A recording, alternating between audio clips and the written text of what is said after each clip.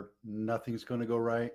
I guess Garfield called it Monday, but yeah, today's Monday. All right, how to create year-round home curb appeal. Take a week off, that's what you get. This whole article right here is all about living your life and enjoying your home, not necessarily getting it ready to sell, but enjoying it so your house looks nice. You're coming home from a long day of work and stuff that is already done. It gives you a sense of pride, sense of ownership, something to think about. Let's get into it. Do I want this one? Yeah, this is what I want. Now I want this one because it's a little bit bigger. There you go. How to create year-round home curb appeal. Clean it up. Duh.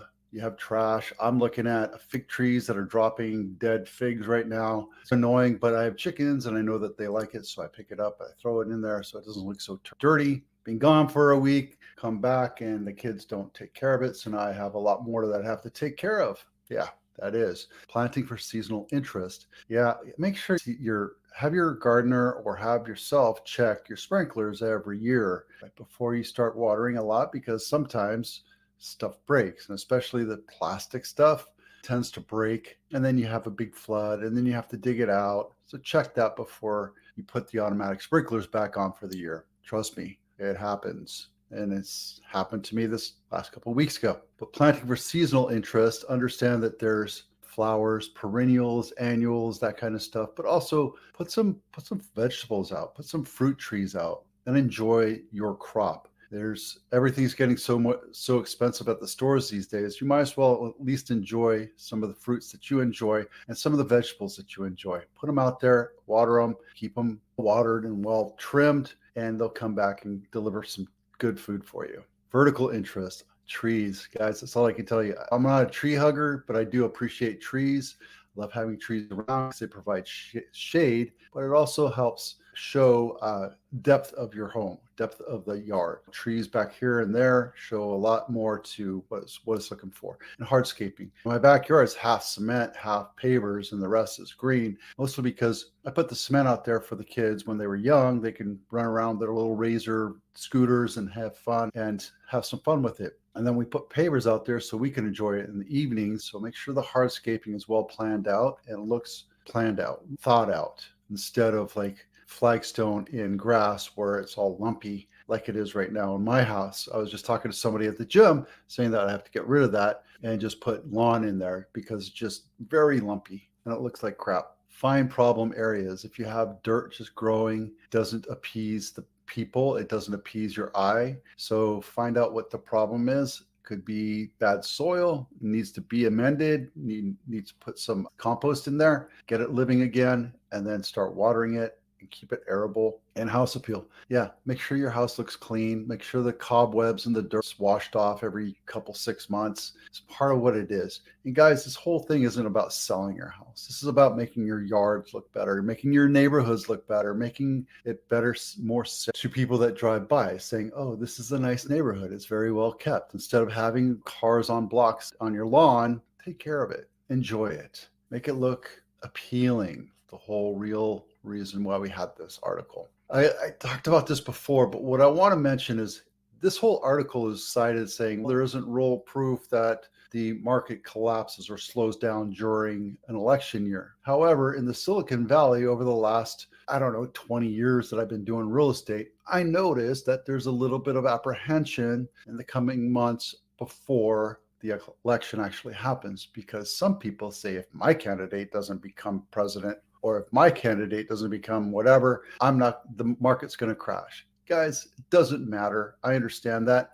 but understand that this is a great time to buy because there's less people in the market because of that apprehension of the election.